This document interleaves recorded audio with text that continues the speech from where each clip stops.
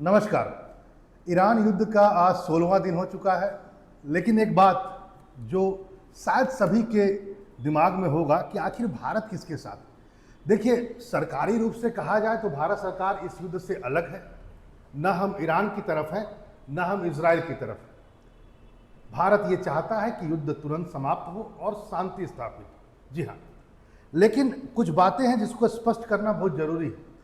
जिस ढंग से भारत में ईरान युद्ध को बखान किया जा रहा है, बताया जा रहा है, मीडिया से लेकर के नौजवानों के बीच जो ये बहस चल रहा है, बातों के बीच में आ रहा है, चाहे आप ट्रेन में हो या कहीं बस में हो, आ ही रहा है बातचीत। तो एक चीज़ साफ नज़र आ रहा है कि उसमें लोगों ने यह कहा कि ईरान ने यार भूत उतार दिया है अमेरिका का। जी हाँ, यानी इससे एक चीज़ तो समझ में आ रहा है कि इंडियंस जो भारतीय हैं, सरकार से अलग मैं बात बता रहा हूँ, उसमें एक बहुत बड़ा तबका है जो इस बात को मान कर बैठा हुआ है कि यार इस युद्ध में हम ईरान के साथ तो हैं, लेकिन अगेंस्ट किसके हैं? यूएस के। यानी वो ये बात तो नहीं कह रहा है कि मैं इजराइल के साथ हूं या नहीं हूं, लेकिन यदि ईरान अमेरिका को गिरा रहा है, मार रहा है, भूत निकाल रहा है, तो भारतीय युवा से लेकर के मीडिया चैनल तक बखान कर रहे हैं। ऐसा कर रहे हैं कि मानो अभी नहीं तो कभी नहीं, इस बार फुल एंड फाइनल हो जाए, अमेरिका हार जाए। लेकिन प्रश्न उठता है कि अमेरिका यदि हारेगा तो फिर इजराइल कहां जाएगा? क्योंकि प्रश्न तो यही है, क्योंकि जिस हिसाब से बखान किया जा रहा है और जिस हिसाब से बताया जा रहा है कि अमेरिका को भूत निकाल दिया गया, खत्म कर दिया गया, तो फिर इजराइल कहां है? इजराइल के सपोर्ट में कौन खड़ा है? अमेरिका ही तो आया है, और कौन देश आया? कोई तो फिलहाल नहीं आया। यानी हम ये तो चाहते हैं कि अमेरिका बैकफुट में जाए, लेकिन क्या हम यह भी चाहते हैं कि इजराइल भी बैकफुट में जाए? क्योंकि देखो, बार बार इस बात को समझना होगा, एक ही चीज को हम दो तरीके से नहीं बोल सकते हैं। या तो आप बोलिए कि इजराइल भी हारे, तब तो सही। भारत में यह बहुत बड़ा तबका है जो यह भी चाहता होगा कि इजराइल भी हारे, लेकिन यूएस भी हारे। तो ये समझ में आता है कि पिछले कुछ दिनों में भारत और अमेरिका के बीच डोनाल्ड ट्रंप के द्वितीय कार्यकाल में आने के बाद जो घटनाक्रम रहा, ऑपरेशन सिंदूर के बाद उनके द्वारा क्रेडिट लेने की बातें, पाकिस्तान के सपोर्ट में दो चार लाइनें कहे जाना और फिर हम पर टैरिफ लगाया जाना, निसंदेह भारत में एक यूएस विरोध है, इसमें कोई शक नहीं है। लेकिन हमें यह भी जानना होगा कि हम कहीं ऐसा तो नहीं कर रहे हैं कि यूएस का विरोध करते करते हम इजराइल का विरोध कर रहे हैं। क्योंकि इस बात को जान लीजिए, दो मित्र देश हैं आपके मात्र, जो शायद युद्ध की पृष्ठभूमि में भी आपकी मदद कर सकते हैं विश्व में।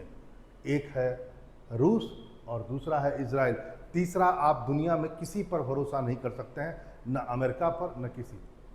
यहाँ पर यह बात समझना होगा कि यदि हम अमेरिका की हार की कल्पना कर रहे हैं और कामना कर रहे हैं, तो वह इजराइल के हार पर ही होगा, इजराइल की लाश पर ही होगा। ये भारत के लिए जरा भी अच्छा नहीं है, और उस परिस्थिति में तो बिल्कुल अच्छा नहीं है जिस परिस्थिति में ईरान ने, कि खमीनी सरकार हो चाहे इस्लामिक क्रांति के बाद जो सत्ता वहाँ पर आई और रही लगातार, उसने हमेशा कहीं ना कहीं पाकिस्तान के सपोर्ट में बातें कही है। भैया, खमीनी साहब ने क्या कहता है आपको पता होगा कि जो CAA आया था, वो कानून, उस पर सपोर्ट किया है। 370 जो हम लोग कश्मीर में हटाए उसका सपोर्ट किया। इन्होंने कई बार कहा अपने लेखों में कि भैया कश्मीर में तो मुसलमानों के साथ अन्याय हो रहा है, बहुत सारी बातें कही गई है।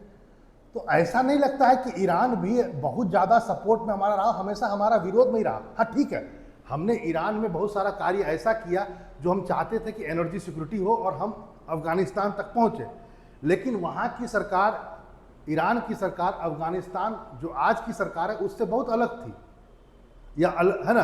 अभी मैं थी इसलिए कह रहा हूँ कि शायद ये हट सकता है, लेकिन मान लेते अलग है। लेकिन प्रॉब्लम ये नहीं है, यदि भारत आतंकवाद के विरुद्ध युद्ध लड़ रहा है और आतंकवाद के विरुद्ध आपके देश को कुछ देश सपोर्ट करें, ये आपकी अभिलाषा है, तो फिर सर ईरान को भी हम लोगों को देखना होगा। ईरान ने इजराइल के आसपास जो आतंकवाद को बनाया, जैसे हिजबुल्ला हो, हमास को सपोर्ट करना, ह्यूतीज जो एक तरह से आतंकवादी संगठन वो भी है, उसको सपोर्ट करना। तो कहीं ऐसा तो नहीं कि हम अपने बखान के चक्कर में आतंकवाद सपोर्टेड स्टेट को भी हम सपोर्ट करने लगे, केवल इसलिए क्योंकि भैया इजराइल को सपोर्ट करने वाला अमेरिका। हम तो नहीं कर सकते थे, हम गए भी नहीं। जो कर सकता है उसका भी हम विरोध कर रहे हैं। क्यों? क्योंकि तुमने हम पर 50% टैरिफ लगाया। अरे भैया, कहीं ऐसा तो नहीं कि हम भी उसी कैटेगरी में खड़े हो गए जहां से आतंकवाद निकलता। फिर वो शब्द कहां से आएगा जब हम कहते हैं अच्छे और बुरे आतंकवाद नहीं होते? मतलब ईरान का किया हुआ आतंकवाद अच्छा भारत के लिए, और पाकिस्तान के द्वारा किया गया आतंकवाद भारत के लिए वो बुरा। ऐसे नहीं होता है। आज सच्चाई यह है कि इजराइल और यहूदी समाज अपने अस्तित्व की लड़ाई लड़ रहा है। कभी एक जमाना पहले इस्लाम ने उसे इस क्षेत्र से भगाया जहां वो आज खड़ा है, और आगे चल करके फिर जब वो बाहर गया, विश्व को देखा, तो फिर आगे चल करके यूरोप पहुंचा तो हिटलर ने बर्बाद किया उसे। हिटलर ने मार करके भगाया उसको। न जाने कितनी यातनाओं को सहते हुए इजराइल यानी कि यहूदी फिर से इजराइल में आए। आज वह एक देश के रूप में स्थापित होने के लिए संघर्ष कर रहा है जो उसका परंपरागत क्षेत्र था। सच्चाई यह है कि ईरान की जो पूरी मानसिकता है वो अपने देश के प्रति नहीं है। उसकी मानसिकता यह है, यानी मैं खमीनी सरकार की बात कर रहा हूं, उसकी मानसिकता यह है कि वो इस्लामिक जगत का सुप्रीम बने। उसको मतलब इजराइल से भी नहीं है, न उसको मतलब है अमेरिका से। सच्चाई यह है कि वह चाहता है कि पूरे मुस्लिम वर्ल्ड का वह हेड बने, यानी एक शिया कम्युनिटी सुन्नी से सुपीरियर बने। ऐसी उनकी अभिलाषा है। तभी तो वो इजराइल का विरोध कर रहा है, तभी वो अमेरिका का विरोध कर रहा है लगातार, ताकि अपने आप को स्थापित करना। यह बात उसके इर्द गिर्द के देश भी जानते हैं, ईरान के। यदि ईरान इतना ही सही था तो फिर ईरान की सपोर्ट में क्यों नहीं सारे देश आए? वैसे इस बात को जरा समझिए, यदि अमेरिका का हम विरोध कर रहे हैं, यदि अमेरिका इसके सपोर्ट में नहीं आता तो जरा हालत जरा देखिए क्या होती युद्ध की। क्या लगता है कि ईरान को जरूरत भी पड़ता सारे मुस्लिम देशों पर अटैक करने का? और क्या ये सारे मुस्लिम देश इसी ढंग से हाथ पर हाथ धर के ईरान का विरोध कर रहे होते? सच्चाई है वो ईरान के सपोर्ट में कुछ ना कुछ कर रहे होते, क्योंकि सबका दुश्मन आसपास में जितने भी मुस्लिम देश हैं, सबका दुश्मन इजराइल है। वह तो अमेरिका का प्रेजेंस है जिसने कहीं ना कहीं एक पूरे उस क्षेत्र को बांट के रखा हुआ है ताकि वह क्षेत्र एक ना हो सके। क्योंकि यदि वह क्षेत्र एक होगा तो ये तुरंत समाप्त हो जाएंगे, और ये भारत के हित में नहीं होगा सर। क्योंकि भाव ने आपसे फिर कहा, भारत का सबसे बड़ा हित इजराइल और रसिया ही है। वैसे रसिया पर भी आप ज़्यादा भरोसा नहीं कर सकते। यदि कल को चाइना के साथ युद्ध करना पड़े, जो निसंदेह होगा और ट्रू फ्रंट में होगा, दोनों फ्रंट पर होगा, तो क्या रसिया मेरा मदद करेगा?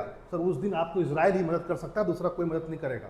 मैं बात यहाँ पर अमेरिका की भी नहीं कर रहा हूँ, अमेरिका भी शायद मदद ना करे।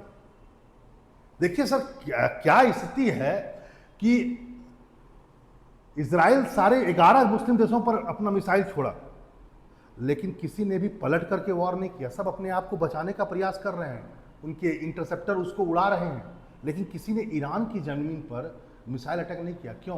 क्योंकि खमीनी की मौत के बाद माना जाता है कि इस्लामिक जगत में कुछ हद तक एकता स्थापित अंदर अंदर लोगों के बीच में हो गई है।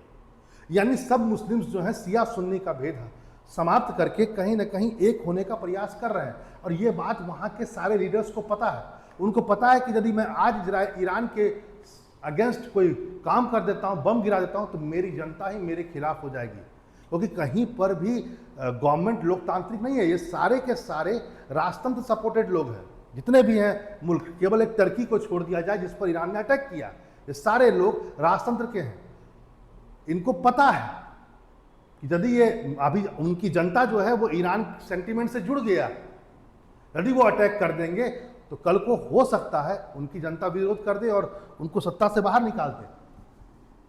इसलिए वो केवल और केवल अपने आप को बचा रहे हैं, मार नहीं रहे हैं। यानी उनको भी पता है क्या करना है। क्या भारत को पता है कि भारत को क्या करना है? ये भी सोचना होगा। कहीं इस बात को हम लोगों को समझना होगा कि ईरान और इजराइल ने ये बात हमेशा कहा है भारत को कि देखो तुम्हारे देखने का नज़रिया अलग है। तुम मानते हो पाकिस्तान एक आतंकवाद प्रायोजित राष्ट्र है, लेकिन सच्चाई है कि ईरान भी है भैया।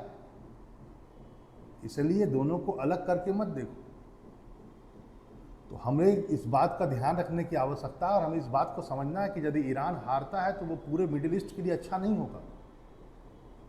और यदि उस क्षेत्र में एक ढंग से कहा जाए कोऑर्डिनेशन ज़्यादा डेवलप होता है तो वो भारत के लिए भी अच्छा नहीं होगा, क्योंकि वहाँ का कट्टरवाद फिर पाकिस्तान को सपोर्ट करेगा और वो बहुत ताकतवर बन करके सपोर्ट करेगा, फिर आप उसे संभाल नहीं पाएंगे। कम से कम अमेरिका ने उन देशों को अपने हाथ में मिलाया, अपने साथ मिलाया है जो ईरान से अलग थे। ईरान का अरब से नहीं पड़ता है, क्योंकि अरब को लगता है, सऊदी अरब को लगता है कि मैं इस्लामिक मुखिया मैं हूँ, कि मक्का मदीना मेरे पास में है। ईरान बोलता नहीं भैया, फिलिस्तीन से मैं लड़ रहा हूँ, इजराइल से मैं लड़ रहा हूँ, मुस्लिम देश बनाने का मेरा संकल्प है, बड़ा मुखिया तो मैं। बहुत ज़्यादा सपोर्टेड यदि आदमी बोलता है तो ये बात जान लीजिए कि खमीनी की सरकार ने वहाँ पर कितने मानवाधिकार का हनन किया, ये भी जानने की आवश्यकता है। चाहे वो खासकर मैं महिलाओं के परिप्रेक्ष्य में बात करूँ। वैसे आप कह सकते हैं कि सर ये उनका अंदरूनी मामला है, सर यही अंदरूनी कभी बाहरी, आप किसी का घर का मैटर जब आप कहते हैं तो वही आगे जाकर के प्रोपेगेंडा बड़ा फैला करके आपके देश में कट्टरवाद को लाता है। आपको लगता है कि आपके देश में इतना पहले कट्टरवाद था, जैसे जैसे मुस्लिम जगत में कट्टरवाद बढ़ेगा उसका प्रभाव भारत में के मुसलमानों पर भी पड़ता है। क्योंकि इस बात को जान लीजिए कि ईरान हो चाहे भारत हो या कोई और देश हो, यहाँ पर जितने भी मुस्लिम लोग रहते हैं इनके लिए देश सेकेंडरी हो जाता है, धर्म प्राथमिक है। तो इस बात को भी समझने की आवश्यकता है कि हम जरूर अमेरिका का विरोध करें, हमारी जरूर है, लेकिन कहीं ऐसा ना हो जाए कि अमेरिका का विरोध करते करते हम कामना करने लगे इजराइल के हार का, क्योंकि इजराइल का हार हमें बहुत पीछे कर देगा। क्योंकि इजराइल ने हमें कश्मीर इशूज़ पर हमेशा हेल्प किया है, हमें अच्छे वेपन्स दिया है, और एकमात्र देश मिडिल ईस्ट का जो आपको हमेशा सपोर्ट करता है। चलिए फिर मिलते हैं ऐसे इंफॉर्मेटिव वीडियो के द्वारा। आपकी क्या राय है जरूर कमेंट बॉक्स में लिखिए। नमस्कार।